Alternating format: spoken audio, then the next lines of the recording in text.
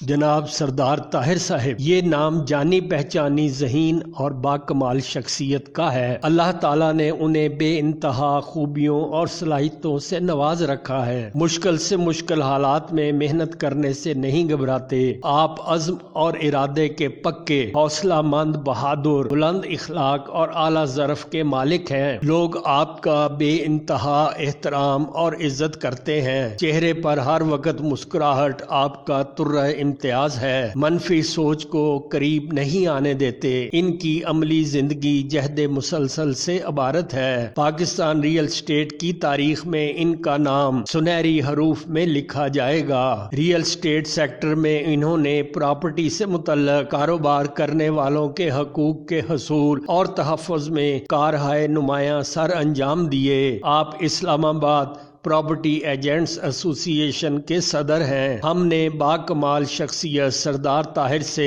Real estate کاروبار کے ماضی، حال اور مستقبل بارے سوالات کیے۔ ان کے جوابات پراپرٹی کا کام کرنے والوں کے لیے اہم اور مشرع راہ ثابت ہوں گے۔ انٹرویو کے آخر میں ہم نے ان سے ان کی ذاتی زندگی کے بارے میں دلچسپ سوالات کیے اور انہوں نے دلچسپ جوابات دیے۔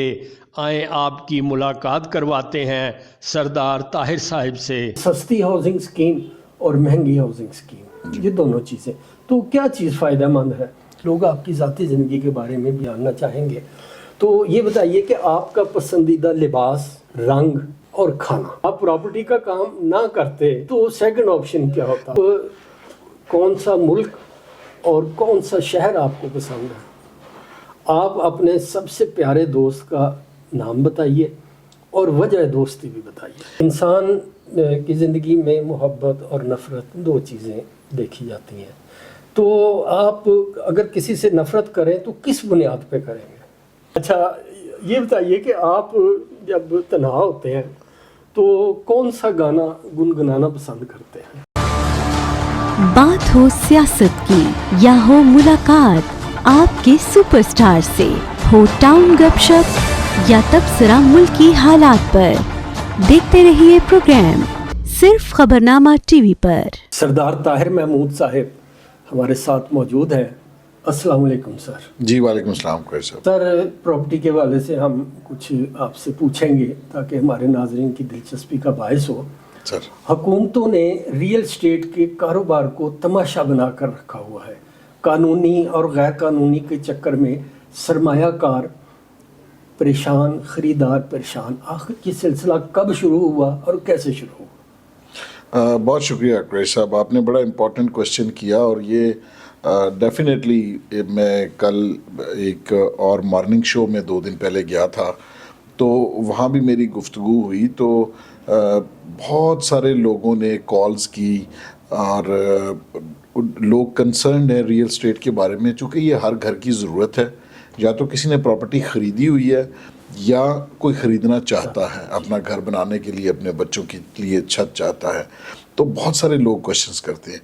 اب جو آپ نے کوشچن کیا بڑا ریلیونٹ کوشچن ہے آج کل کے حالات میں بھی۔ اس ملک میں سرکاری شعبے میں اگر آپ دیکھا جائے تو اگر اسلام آباد میں ہے تو کیپٹل ڈیولپمنٹ اتھارٹی کا کام تھا کہ اس نے شہر کو آباد کرنا، بنانا اور لوگوں کو اس کا پوزیشن مہیا کرنا تھا، اور تاکہ لوگ یہاں پہ اپنا جو ٹھکانہ ہے وہ بنا سکیں۔ اب یہ شہر اور اس کے مضافات میں اتنی مشکلات ہو چکی ہیں اور پرائسز اتنی زیادہ ہو گئی ہیں کہ ایک عام شخص جو لوور مڈل کلاس یا مڈل کلاس سے بھی ایون تعلق رکھتا ہے، تو اسلام آباد کے جو سیٹلڈ سیکٹرز ہیں ان میں گھر بنانا اس کے لیے خواب بن گیا۔ تو لہٰذا یہاں سے تھوڑا پیرافری میں جائیں تو بہت اچھا کام کرنے والے ہاؤسنگ کی سوسائٹیز تھیں جنہوں نے کام کیا، اور آج لاکھوں لوگ، اسلام آباد کی آبادی اگر 5-6-7 لاکھ سے آج 25 لاکھ کے قریب پہنچ چکی ہے، تو اس میں مضافات میں آباد ہونے والے ہاؤسنگ کے بڑے بڑے سیکٹرز جو ہیں ان کی وجہ سے یہ آبادی ہوئی ہے، کہ جنہوں نے کام بھی وقت پر شروع کیا، ڈیلیور بھی کیا، اور ڈیلیوری کے بعد آج وہاں پر ہائی رائز بلڈنگز بھی بنی ہوئی ہیں، ریزیڈنشل گھر بھی بنے ہیں اور کمرشل یونٹس بھی بنے ہیں۔ تو ہر طرح سے اب گورنمنٹ آف پاکستان نے ایک کام کرنا تھا کہ ریگولیشنز بنانے تھے اور ان لوگوں کو فیسیلیٹیٹ کرنے کے لیے ان کو اپروولز دینی تھی. اب نہ تو وہ کسی حد تک بنائے گئے جو اس کے رولز ہیں، لیکن وہ بھی فیسیلیٹیٹ کرنے کے لیے نہیں ہے، وہ لوگوں کو تنگ کرنے کے لیے. اب میں آپ کو اگر قریب کی اگزامپل دیتا ہوں، ٹوین سٹیز جو ہیں اسلام آباد اور پنڈی اور اس کے مضافات میں یا آر ڈی اے ہے یا سی ڈی اے ہے. اب آر ڈی اے کو اگر آپ دیکھیں تو گزشتہ 2 سال سے کسی ایک ہاؤسنگ کے پروجیکٹ کو اپروول نہیں دی، کسی ایک کو نہیں دی. اچھا، یہاں بہت اچھے کام کرنے والے ڈیولپرز ہیں، آپ اگر ان کی کارڈل فارمیلٹیز ساری کمپلیٹ ہیں تو آپ کو چاہیے کہ لوگوں کو فیسیلیٹیٹ کریں تاکہ لوگوں کا اپنا گھر بنانے کا خواب پورا ہو سکے. یا تو آر ڈی اے نے خود اس وقت تک وہ ہاؤسنگ کا سیکٹر ڈیولپ کیا ہو، یا کچھ جیسے ایل ڈی اے نے کیا تو انہوں نے بھی کچھ کیا ہو، وہ انہوں نے آج تک کچھ نہیں کیا. اور جو کام کرنے والے ہیں ان کو یہ اپروول دینی ہے، انہوں نے زمین انہیں خود خریدنی، ڈیولپ خود کرنی اور ڈیولپ کر کے پوزیشن خود ہینڈ اوور کرنا. اچھا، اس میں کچھ لوگ ایسے بھی ہوں گے جو کام کرنے والے نہیں ہوں گے، وہ کارڈل فارمیلٹیز وہ پوری نہیں کی ہوں گی، تو آپ ان کو ایلیمینیٹ کر دیں اس مارکیٹ سے، ان کو نکال دیں باہر. آپ لوگوں کو بتا دیں کہ ان کے پاس اپروولز نہیں ہیں. لیکن اگر آپ اپروول دے ہی نہیں دے، اچھا اور برا سارا آپ نے ایک ہی لائن میں کھڑا کر دیا ہے، تو ہم ڈیفرینشیٹ کیسے کریں گے؟ جو پاکستان سے باہر بیٹھا ہوا اوورسیز ہے وہ پیسے کدھر بھیجے گا، کس کو بھیجے گا؟ سی ڈی اے کے تو یہ حالات ہیں کہ سی ڈی اے نے اپنے جو 4 دفعہ الاٹمنٹ لیٹر دیا ہوتا ہے، 5ویں دفعہ ٹرانسفر کروانے کے لیے متاثرین کے سیکٹر میں چلے جائیں تو وہ کہتا ہے کہ یہ آپ کا پلاٹ جعلی ہے. بالکل. وہ کہتا ہے جی یہ اس کی فائل کے اندر فلاں سن میں امبوز کی سٹمپ صحیح نہیں تھی، وہ ریونیو کی فلانی رپورٹ اس کے اندر نہیں تھی. اب ریکارڈ کا کسٹوڈین کون ہے؟ کیپٹل ڈیولپمنٹ اتھارٹی ہے، ماسٹر فائل اس کے پاس ہے. بھائی 4 دفعہ آپ نے این ڈی سی دی، لوگوں نے ٹرانسفر کروایا، 5ویں دفعہ ٹرانسفر کے لیے آیا کوئی شخص بیچارہ انوسینٹ اور خریدار، وہ بونافائیڈ پرچیزر، وہ آیا اور اس کو آپ نے اطلاع دے دی کہ بھائی آپ کا پلاٹ صحیح نہیں ہے. خود کام کرنا نہیں، کسی کو کام کرنے دینا نہیں، خود کام کرنا نہیں اور کسی کو کام کرنے دینا نہیں. 2600 سے زائد نجی ہاؤسنگ سوسائٹیز ملک بھر میں ہے، تو لوگ پریشان ہیں، لاکھوں لوگ پریشان ہیں جنہوں نے وہاں انویسٹ کیا، جنہوں نے وہاں رہائش رکھی، کہ ابھی یہ غیر قانونی. تو اس کا کوئی حل آپ کوئی تجویز کریں گے کہ اس کو کیسے ریگولائز کیا جائے تاکہ لوگوں میں پریشانی ختم ہو؟ دیکھیے سر، اس کا حل یہی ہے کہ جیسے ایک ابھی ایس آئی ایف سی بنی ہے تو اس ریئل اسٹیٹ کے شعبے کو بھی اس میں ڈالنا چاہیے تاکہ ون ونڈو سلوشن ہو. آفیشلی آپ کو ریونیو آتا ہے، اگر آپ اپروول دیں گے تو ایل او پی آپ نے اپروو کرنا ہے تو آپ نے ادھر آپ کو ریونیو آئے گا، فیسز آئیں گی کروڑوں اربوں روپے کی. اس کے بعد جب وہ ڈیولپمنٹ ہوگی، انجینئرنگ ڈیزائن اپروو کریں گے، پھر آپ کو فیسز ملیں گی. پھر اس کے بعد ڈیولپمنٹ ہوگی تو 60 سے 70 انڈسٹری چلے گی. لیکن وہ کس صورت میں چلے گی کہ جب آپ اس کو وقت کے اوپر اپروول دیں گے. نہیں تو وہ جو ڈیولپر ہے وہ ڈیفالٹ کر جائے گا. جن لوگوں نے اس کو پیسہ دیا بھی ہے اس کی پاسٹ کریڈیبلٹی کے اوپر، وہ لے کے بیٹھا رہے گا. وہ زمینوں کی قیمتیں آئے روز بڑھ رہی ہیں اور وہ پھر at the end of the day ایک اسکیم بن جائے گا، وہ ڈیلیور نہیں کر پائے گا.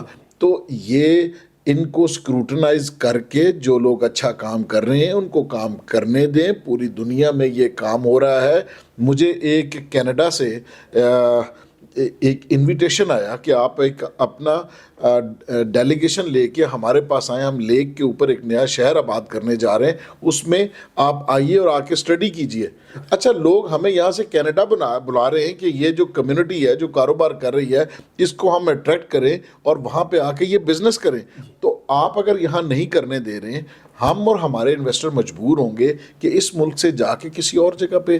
ہمارا گناہ یہ ہے کہ ہم نے بریڈ اینڈ بٹر اپنا سب کچھ اس ملک میں رکھا اور اسی ملک میں ہم کاروبار کرنا چاہتے ہیں، لیکن کوئی فیسیلیٹیٹ کرنے کو تیار نہیں. کچھ اتھارٹیز بن گئی ہیں، ان کو نہ کسی سے این او سی کی ضرورت ہے، وہ جو کام مرضی کریں. وہ آج کے دن فائل بیچیں، وہ اربوں خربوں روپے کی فائل بیچ دیں، ان کو پوچھنے والا کوئی نہیں. ان کے پچھلے پروجیکٹس اگر آپ دیکھیں تو کتنے ڈیلیور ہو گئے، کتنے رہ گئے.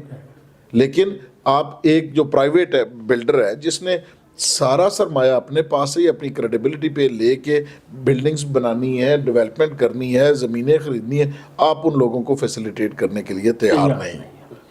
اچھا سردار صاحب, 18 ماہی حکومت یہ پیچھے گزری ہے, اور اب پھر IMF کا وفد آ گیا ٹیکسوں کی پوری لسٹ لے کے, اور لامحالہ پراپرٹی کے اوپر ہی سارا دباؤ آئے گا. تو یہ آپ بتائیے کہ اسلام آباد کی پراپرٹی آخر اس کی انتہا کیا ہوگی؟ اتنے ٹیکسز دے دے کے آخر خرید و فروخت جو ہے اس کی, وہ تو مجھے لگ رہا ہے کہ بالکل. جی قریش صاحب, اس میں دیکھیے پہلے جو لاسٹ بجٹ تھا اس میں 1% ایڈوانس ٹیکس ہوا کرتا تھا, 1% گین ٹیکس تھا, اس کے علاوہ جو ٹرانسفر کی کاسٹ تھی وہ 3-4% پہ آپ کی ٹرانسفر ہو جاتی تھی, ٹرانسفر فیسز وغیرہ پے کر کے. اب یہ ہو گیا کہ اس دفعہ چونکہ ملک کو ضرورت تھی, اور بجٹ پہلے جو گورنمنٹ نے پروپوز کیا, پروپوز بجٹ میں اس دفعہ کوئی ٹیکسز نئے نہیں لگائے تھے, لیکن چونکہ آپ کو پتہ ہے ہم نے لاسٹ مومنٹ کے اوپر پرائم منسٹر صاحب فرانس میں تھے اور وہ IMF کے ساتھ مذاکرات کیے انہوں نے, اور اس وقت انہوں نے یہ 300 ارب کے قریب کا ان سے روڈ میپ مانگا گیا کہ آپ یہ جو ڈیفیسٹ ہے 300 بلین کا, آپ یہ کس طریقے سے پورا کریں گے. تو اس میں آپ کو پتہ ہے پھر پرائم منسٹر صاحب نے لاسٹ مومنٹ کے اوپر اور فنانس منسٹر صاحب نے یہ کیا تھا کہ اس کو 1% سے 3% کر دیا, اور جو سلیبز تھی انکم کی ان پہ بھی 2.5% بڑھا دیا تھا, یعنی 20 سے 22.5 کر دیا, 25 سے 27.5 کر دیا, 30 سے 32.5 کر دیا, اور 35 سے 37.5 کر دیا. تو ان کو ملا کے تو وہ 300 ارب کا جو پروپوزڈ ہمارا ایک ڈیفیسٹ تھا بجٹ میں اس کو پورا کیا. تو ہم بھی اس چیز کو انڈرسٹینڈ کرتے ہیں کہ ظاہر ہے اب ہم IMF کے پروگرام میں ہیں, 9 منتھس کے لیے SBA ہے. اس SBA سے نکلنے کے بعد جب اگلا بجٹ آئے گا تو ہم یہ امید کرتے ہیں کہ گورنمنٹ جو ہے وہ تھوڑا سا ریلیکس کرے گی.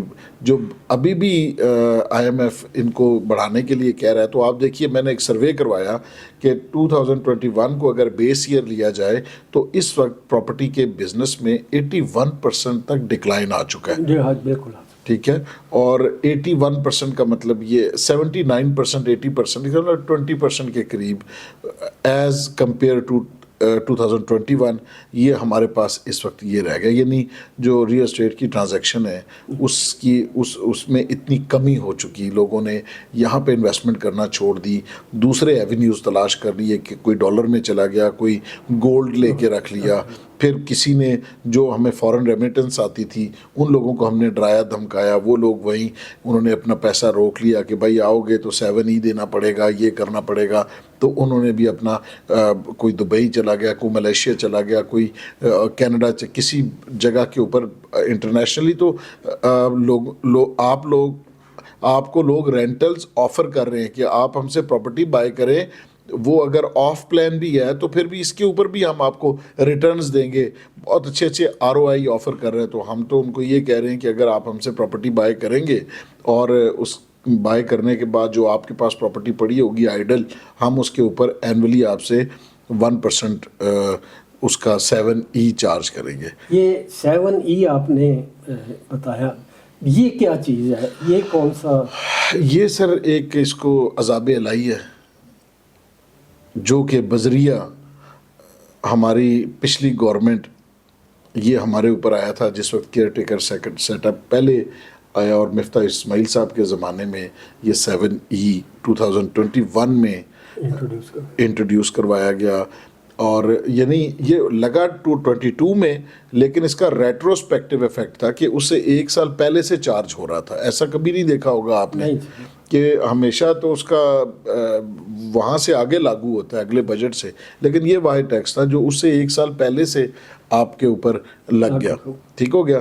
اب میری ایک پراپرٹی ہے جو میں نے لی تھی شاید 10 ملین کی, over the period of time آپ نے اس کو ری ویلیو کیا. ہر دفعہ FBR اپنا ریٹ بڑھاتا ہے, تو FBR ویلیو بڑھا کے اس وقت وہ ہو گیا, اس کی آپ نے 100 ملین ویلیو بنا دی.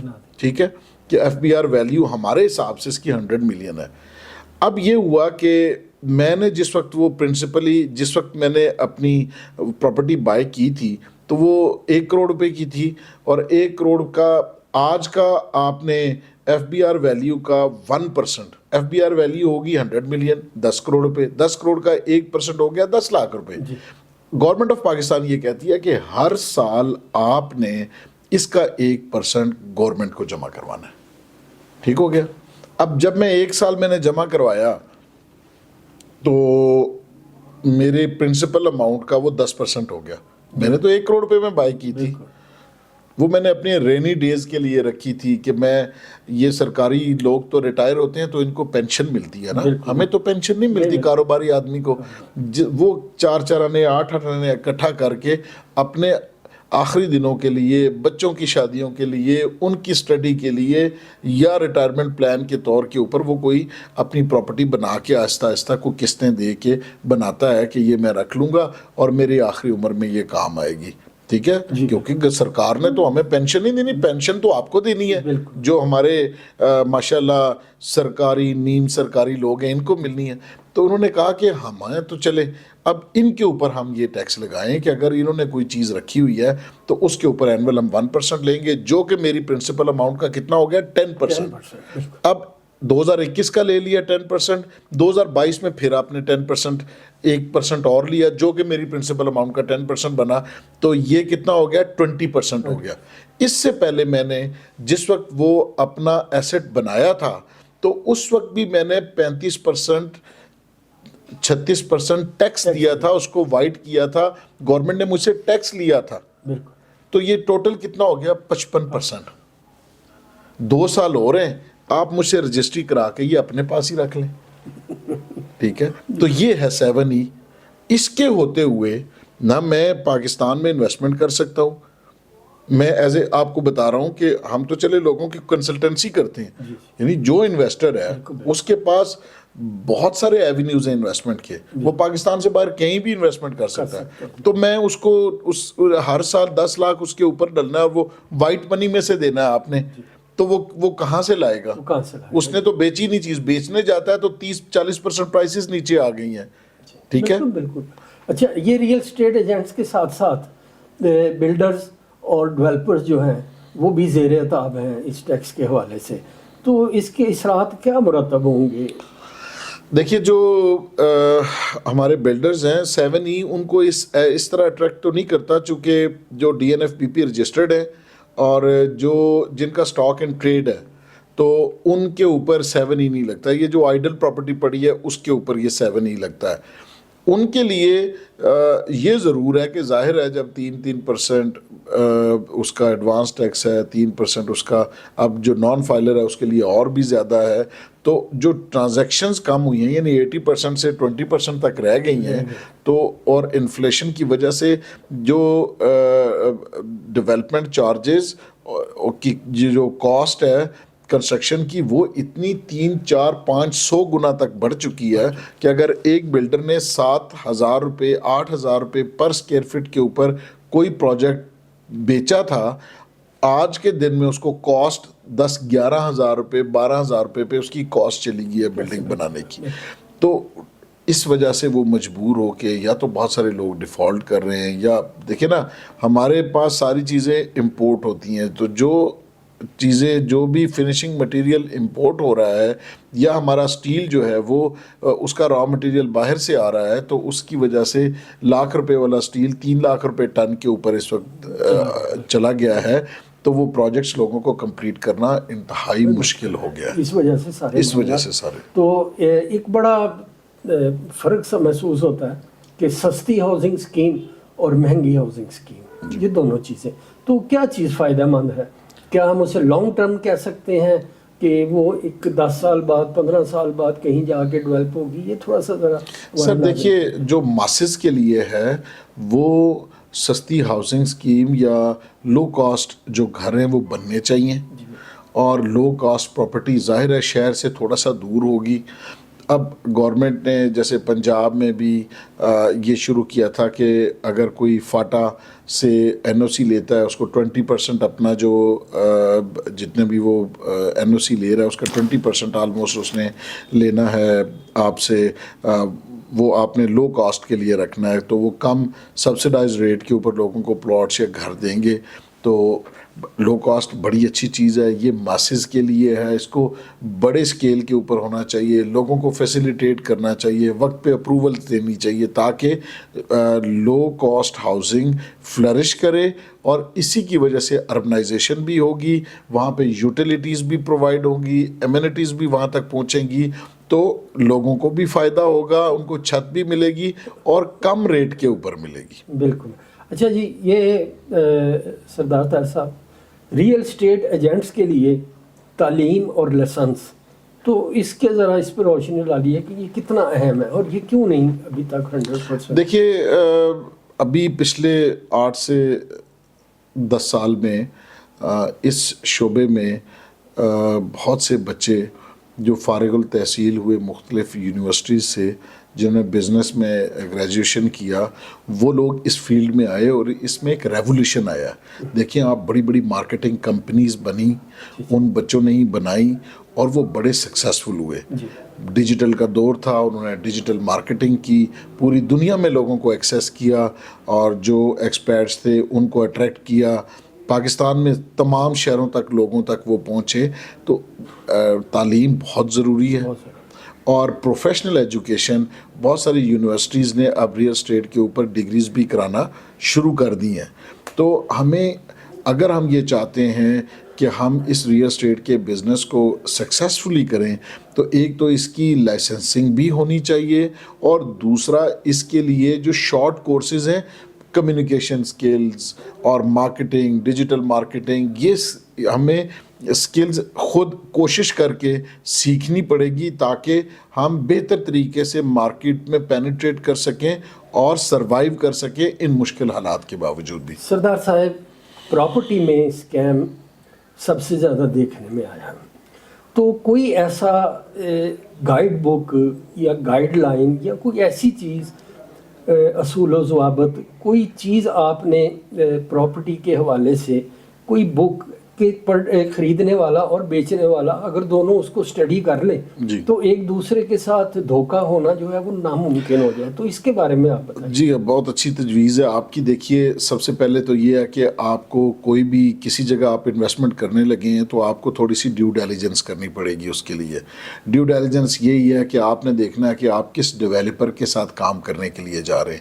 اس ڈیولپر کا پاسٹ ایکسپیرینس، جو لوگوں نے اس کے ساتھ کام کیا ہے وہ کیسا رہا، کیا اس نے جو پچھلے پروجیکٹس بنائے وہ وقت پہ ڈیلیور کیے، اور اگر وقت پہ ڈیلیور کر دیے تو وہاں لوگ آ کے آباد ہو گئے، تو آباد ہونے کے بعد اب ان لوگوں کے کیا ریویوز ہیں، کیا وہاں پہ پارک، سکول، تمام مساجد، ہر چیز آباد ہے اور وہاں پہ مینٹینڈ ہے، کیا مینٹیننس ہو رہی ہے وہاں پہ. تو یہ ہے. دوسرا، کیا جو زمین جس کے اوپر وہ کام کر رہا ہے، کیا وہ زمین اس کی خریدی ہوئی ہے، کیا اس نے ریلیونٹ اتھارٹی سے اپنی اپروول لی ہے. اگر تو یہ ساری چیزیں آپ ٹک کر دیتے ہیں سارے باکسز کو، تو پھر آپ اس کے ساتھ انویسٹمنٹ کر سکتے ہیں، اور اس پہ انشاءاللہ آپ کی وہ ایک تو کیپٹل بھی گرو کرے گا، اور at the end of the day آپ کو پروڈکٹ بھی ملے گی. سردار صاحب، ہم نے بڑی سیریس گفتگو کی، اب تھوڑا سا ہم آپ کی نجی زندگی، چونکہ آپ پورے سٹار بھی ہیں، اہم شخصیت بھی ہیں، تو پراپرٹی کے حوالے سے آپ کا ایک نام ہے، لوگ آپ کی ذاتی زندگی کے بارے میں بھی، ذاتی خیالات کے بارے میں بھی جاننا چاہیں گے. تو یہ بتائیے کہ آپ کا پسندیدہ لباس، رنگ اور کھانا. اچھا جی، جو لباس ہے، مجھے ذاتی طور کے اوپر میں سوٹ جو ہے وہ زیادہ پسند کرتا ہوں. مجھے جو بلو کلر ہے وہ بلو اور براؤن مجھے ذرا زیادہ اچھا لگتا ہے. اور کھانے میں کچھ بھی جو ہے، سارے اچھے کھانے مجھے اچھے لگتے ہیں. سارے اچھے کھانے مجھے بہت خوبصورت جواب ہے کہ سارے اچھے کھانے مجھے اچھے لگتے ہیں. آپ پراپرٹی کا کام نہ کرتے تو سیکنڈ آپشن کیا ہوتا؟ دیکھیں میں نے مارکیٹنگ کا ہی کام کرنا تھا, یہ بھی ایک مارکیٹنگ ہے, اور اس کے علاوہ بھی اگر کوئی کام ہوتا تو میں مارکیٹنگ کا ہی آدمی ہوں, میں نے مارکیٹنگ کا ہی کام کرنا تھا. ماشاءاللہ آپ کو اپنی صلاحیتوں پہ جی شروع سے ہی بھروسہ تھا مارکیٹنگ کے حوالے سے. آپ طالب علم کیسے تھے اپنی تعلیمی دور میں؟ جی میں اچھا طالب علم تھا, کوئی بہت ایکسٹرا آرڈنری نہیں, لیکن میں اچھا طالب علم تھا, اچھے بچوں میں آتا تھا. ماشاءاللہ. آپ کون سا ملک اور کون سا شہر آپ کو پسند ہے؟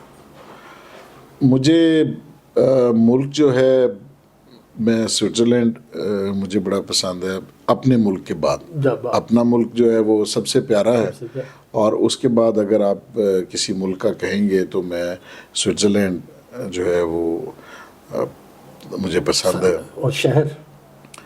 شہر مجھے اپنا اسلام آباد بہت پسند ہے سر. ماشاءاللہ جی. اسلام آباد کا یہاں پہ جو گرینری ہے, یہاں پر جو ہمیں اگر ہم نے ہائکنگ کرنی ہے تو یہ ٹریل 3, 4, 5 ہمارے پاس موجود ہیں. گراؤنڈ میں جانا ہے تو یہاں گراؤنڈ موجود ہے. ہم نے واک کرنی ہے تو F9 پارک اویلیبل ہے. اور پچھلے عرصے میں CDA نے اسلام آباد کی حالت تبدیل کی ہے. عامر علی احمد صاحب سے لے کے یہ کام شروع ہوا کہ جو بھی اگر کوئی واک یا جاگ کرنا چاہے یا بچے کھیلنا چاہیں تو وہ گھر سے باہر نکلیں گے تو چند قدم کے بعد آپ کو یا پارک مل جائے گا, آپ کو وہ جاگنگ ٹریک مل جائیں گے. تو یہ بڑا ایک عامر علی احمد صاحب کا اس شہر کے ساتھ جو ان کی وابستگی ہے اس کو سامنے رکھتے ہوئے بڑا کنٹریبیوشن ہے ان کا اس بارے میں. ماشاءاللہ جی. اور پھر اپنوں کا شہر اپنا ہی ہوتا ہے. جی. کس تفریحی مقام پہ ایک دن گزارنا پسند کریں گے؟ مجھے ویسے ذاتی طور کے اوپر نا اسکردو بڑا پسند ہے, شنگریلا. شنگریلا ماشاءاللہ بہت خوبصورت جگہ ہے. آپ اپنے سب سے پیارے دوست کا نام بتائیے اور وجہ دوستی بھی بتائیے. دیکھیے میں بچپن میں سے اگر آپ کہیں گے تو وہ میرے دوست UK میں ہوتے ہیں, ان کا نام تھا شکیل, اور وہ میری اور ان کی بہت ہی زیادہ دوستی تھی. تقریباً اگر 24 گھنٹے میں سے نا آلموسٹ ہم کو 10-12 گھنٹے تو کم از کم اکٹھے رہتے تھے. پھر چائلڈہڈ فرینڈ اور بھی تھے میرے, حاجی ذوالفقار صاحب ہیں, وہ آج تک میری ان کے ساتھ دوستی ہے اور ہم بالکل بھائیوں کی طرح ہیں. ایک شاہد صاحب تھے وہ USA میں ہوتے ہیں, تو شکیل جو ہیں وہ یہاں پر اپنا وہ UK میں ہیں. تو یہ تھے وہ جو بچپن کے دوست ہیں. اب آپ کو پتہ ہے کہ جیسے جیسے آپ پریکٹیکل لائف میں آتے ہیں تو آپ کے دوست تبدیل ہوتے جاتے ہیں. وہ تو جو بچپن کے دوست ہیں وہ تو ہیں, پھر کالج میں آتے ہیں تو کالج کے دوست علیحدہ ہوتے ہیں, پھر آپ پریکٹیکل لائف میں آتے ہیں تو اور دوست ہوتے ہیں. آج کل دیکھیں تو آج کل میرے بہت اچھے دوست ہیں میرے ساتھ, جنرل سیکرٹری بھی ہیں, چوہی زاہد رفیق صاحب ہیں, رانا کیسر صاحب ہیں, چوہی ندیم گجر صاحب ہیں. مطلب اس طرح کے ہمارے پیار کرنے والے بہت سارے دوست ہیں جو بھائیوں کی طرح ہیں. تو آپ کے حلقہ باب میں ہمیشہ ہی اچھے لوگ رہے ہیں. جی الحمدللہ. کہ کس عمر میں جم جانا ضروری ہے؟ ہر عمر میں جم جانا ضروری ہے صاحب, یقین کریں ہر عمر میں. اچھا, ہر عمر میں جانا ضروری ہے. دیکھیں جیسے ہم کھانا روزانہ کھاتے ہیں تو ہمیں ورک آؤٹ بھی روزانہ کرنا چاہیے. ہمارے جسم کی یہ ضرورت ہے. اللہ تعالیٰ نے ہماری جو باڈی بنائی ہے بیسیکلی وہ محنت مشقت کے لیے بنائی ہے.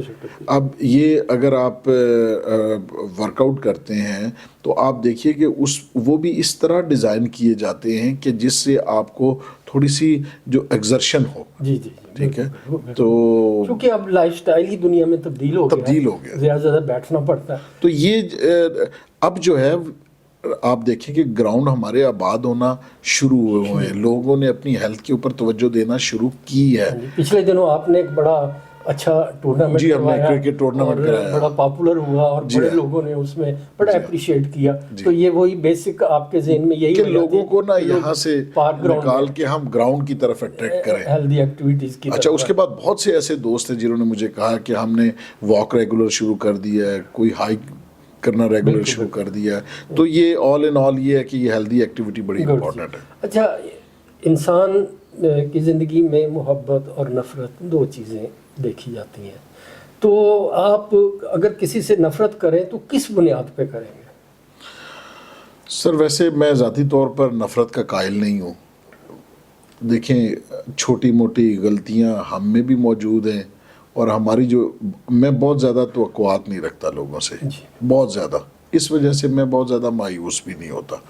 وقتی طور کے اوپر ہوتا ہے کسی چیز کی وجہ سے آپ کو دکھ تکلیف ہوتی ہے، وہ ایک نیچرل پروسیس ہے، لیکن میں چیزوں کو کیری نہیں کرتا زیادہ. جی بالکل. اپنا محبت جو ہے وہ تو مستقل کی جا سکتی ہے لوگوں سے، نفرت جو ہے وہ مستقل نہیں ہونی چاہیے. ہمیں موو آن کرنا چاہیے لائف میں، اپنے کام کاج، اپنی فیملی، اپنے دوست، اپنے احباب. اللہ نے بہت ساری چیزیں آپ کو چیئر کرنے کے لیے دی ہیں، تو ان کے ساتھ آپ خوش و خرم رہے. جس کے ساتھ چھوٹی موٹی ناراضگی ہے، with the passage of time کوشش کریں کہ اس کو ختم کریں اور موو آن کریں. گڈ جی، بہت خوب. کتاب کون سی پسند ہے؟ میں پرسنل گروتھ کی جو بکس ہیں وہ پڑھتا بھی ہوں اور سنتا بھی ہوں. اچھا، پڑھنے بس کا ٹائم زیادہ نہیں ملتا، اس لیے میں زیادہ تر میری کوشش ہوتی ہے کہ جب میں آڈیو بکس جو ہیں وہ اپنے گاڑی میں جب ٹریول کر رہا ہوں، جب میں گھر سے آفس آتا ہوں، آفس سے گھر جاتا ہوں، تو میں میوزک نہیں سنتا، میں وہ پرسنل گروتھ کی بکس یا جو ہمارے بہت اچھے پرسنل گروتھ کے ٹرینرز ہیں ان کی آڈیوز جو ہیں وہ میں سنتا ہوں. پچھلے دنوں آپ نے ایک تقریب میں خطاب بھی کیا تھا مری ہیملیٹس والی میں، جس میں آپ نے اسپیشلی وہاں پہ بیٹھے ہوئے لوگوں سے کہا تھا کہ آپ پرسنل گروتھ کی بکس پڑھیں اور صبح آتے ہوئے، دفتر آتے ہوئے یا جب بھی ٹائم ملے. بہت ہی اچھی سجیشن ہے، اور مجھے بھی ذاتی طور پہ آپ کی یہ بات بہت پسند آئی ہے. کوئی شعر جو آپ کو پسند ہو؟ شعر جو مجھے پسند ہو، مجھے بہت سارے یاد تھے، لیکن اتفاق کی بات ہے ابھی تھوڑے سے سوائپ کر گئے چل. کوئی بات نہیں جی. اچھا یہ بتائیے کہ آپ جب تنہا ہوتے ہیں تو کون سا گانا گنگنانا پسند کرتے ہیں؟ ہاں، یہ بھی آپ نے اچھا کوشچن کیا. مختلف اوقات میں مختلف ہوتے ہیں، لیکن ایک جو تھوڑا تھوڑا مجھے یاد بھی رہتا ہے تو وہ میں زندگی میں تو سبھی پیار. سر ایسے نہیں سر، ہمارے ناظرین کے لیے تھوڑا سا گنگنا کے. مشکل کام ہے. زندگی میں تو سبھی پیار کیا کرتے ہیں، میں تو مر کر بھی میری جان تجھے چاہوں گا. زندگی میں تو سبھی پیار کیا کرتے ہیں. بہت بہت اعلیٰ جی، بہت اعلیٰ، بہت زبردست. تو آپ ہمارے خبرنامہ کے پلیٹ فارم سے ہمارے ناظرین کو، اپنے ریئل اسٹیٹ ایجنٹس کو اور پراپرٹی کا کام کرنے والے لوگوں کو کیا خاص پیغام دینا چاہیں گے؟ یہ ذرا آپ. جی، ہمیشہ ہمیں اسٹرائیو کرنا چاہیے. Tomorrow is another day. آج اگر کوئی ریگریٹ ہے بھی تو جو ناکامی ہے وہ کامیابی کا زینہ ہے. جی، اگر آپ کو کوئی سیٹ بیک آج کے دن میں لگا ہے تو وہ کل نئے عزم کے ساتھ، نئے حوصلے کے ساتھ. اب وہ کلر سانڈرس کی اگزامپل ہے، وہ 70 سال کی عمر میں ریٹائرڈ ہوا اور اس نے کہا کہ میں نے کسی بھی صورت میں سوشل سیکیورٹی کے اوپر اپنی لائف نہیں گزارنی. تو اس کے پاس یہ ایک فرائیڈ چکن کی ریسیپی تھی، تو اس نے وہ صبح اٹھ کے وہ بناتا تھا اور جا کے مختلف ہوٹلز میں ان کو ٹرائی کرواتا تھا کہ میرے پاس چکن کی ایسی ریسیپی ہے جو ایک ریولوشن لا سکتی ہے. تو وہ جا کے روزانہ وزٹ کرتا تھا اور لوگ کہتے تھے چکن کھاتے ہوئے ساری زندگی لوگوں کو گزر گئی، اب چکن سے کیا ریولوشن آئے گا. اور رات کو وہی چکن رات کو کھاتا تھا، پھر اپنی گاڑی میں سوتا تھا، صبح پھر بنا کے پھر دوبارہ سرے سے شروع کر دیتا. اس نے سینکڑوں کے حساب سے ہوٹل وزٹ کیے، ہزاروں کے حساب سے ہوٹل وزٹ کیے. آخر میں کسی ایک نے اس کے آئیڈیا کو اپریشیٹ کیا. آج آپ KFC دیکھیں. جی جی بالکل، مثال کہاں پہ پہنچا، مثال ہے. اسی طرح بہت سی اور ایگزامپلز ہیں کہ آپ نے اگر آج کے دن میں لوگ کہتے ہیں مارکیٹ ڈپریس ہے، بالکل مارکیٹ ڈپریس نہیں ہے، ہم ڈپریس ہیں. ہم اگر موٹیویٹڈ ہوں، صبح وقت کے اوپر آئیں، اپنے کام پہ توجہ دیں، نئے نئے ایونیوز دیکھیں، مارکیٹنگ کی سکلز کو سیکھیں اور پینیٹریٹ کریں اس مارکیٹ میں, تو آج کے دن میں ہی لوگ پراپرٹی بائی بھی کر رہے ہیں اور آج کے دن میں پراپرٹی لوگ سیل بھی کر رہیں. اس کا مطلب بائر بھی موجود ہے, سیلر بھی موجود ہے. آپ اپنا اپرچونٹی لاس کر رہے ہیں یہ سوچ کے کہ نہیں یار نہیں ہے, کچھ نہیں ہے. اچھے پروجیکٹس میں کام کریں, اچھے لوگوں کے ساتھ, اچھے ڈیولپر کے ساتھ کام کریں. آپ دیکھیے کہ آپ کا جو کسٹمر ہوگا, ہم 2001-2002 سے پراپرٹی بیچتے آ رہے ہیں, جن کو ہم نے بیچی تھی ان کی نیکسٹ جنریشن آئی ہے, وہ بھی ہم سے پراپرٹی بائی کرتی ہے کیونکہ ہم نے ان کو اچھی چیز دی تھی. آج انہوں نے وہاں پہ گھر بنائے ہیں. اسی طرح آج کے دن میں بھی ہمارے ارد گرد, آپ اسلام آباد میں دیکھیں, پنڈی دیکھیں, اب یہ رنگ روڈ بن رہا ہے, رنگ روڈ کے اوپر بڑی تیزی سے کام جاری ہے. آنے والے اگلے سال سپتمبر اکتوبر تک یہ آپریٹو ہو جائے گی. اس کے ساتھ اگر آپ دیکھیں بہت سے پروجیکٹ بن رہے ہیں. آپ یہ نئے ایئرپورٹ سے لے کے جس وقت آپ جی ٹی روڈ پہ ڈراپ ہوتے ہیں بانٹ کے پاس, تو یہ سارا ایک اکنامک کوریڈور بن رہا ہے. کس کی کنیکٹیوٹی M2 کے ساتھ بھی ہے, M1 کے ساتھ بھی ہے, سی پیک کے ساتھ بھی ہے, ایئرپورٹ کے ساتھ بھی ہے, تو اسلام آباد کے ساتھ بھی ہے اور پنڈی کے ساتھ بھی ہے. تو آپ کے پاس اس کے ساتھ کام کرنے کے لیے, مثلا میں ذاتی طور پہ کام کرتا ہوں فیصل ٹاؤن کے ساتھ. ابھی فیصل ٹاؤن کا ایک آیا ہے اوورسیز انکلیو, وہ ہم بک کر رہے ہیں. تو بڑے تھوڑے پیسوں سے, یعنی 6,90,000 روپے ڈاؤن پیمنٹ ہے, اور اس سے آپ نے آگے اگر آپ 35 لاکھ 34 لاکھ روپے کا 4.5-5 سال کی قسطوں میں آپ کو پلاٹ مل رہا ہے, تو ہر ایک کی دسترس میں ہے. اور ڈیولپر وہ ہے جس نے اس سے پہلے 12 سے 13 کامیاب پروجیکٹس دیے ہیں, اور ہم نے بیچا تھا 2,80,000 روپے کا E11-1 اور E11-3 میں پلاٹ ملٹی پروفیشنلز میں. آج 12-14-15 کروڑ روپے کا وہاں پہ پلاٹ ہے.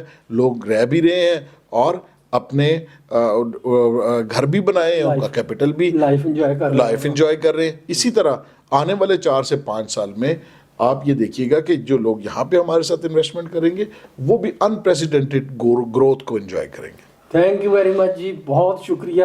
آپ نے اپنے نہایت قیمتی وقت میں سے اور نہایت مصروفیات میں سے ہمیں وقت دیا.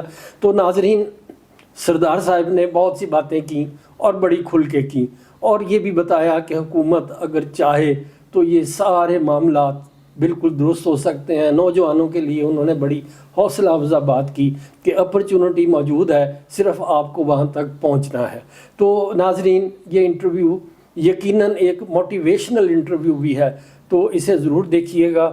بہت مہربانی, بہت شکریہ, بہت مہربانی.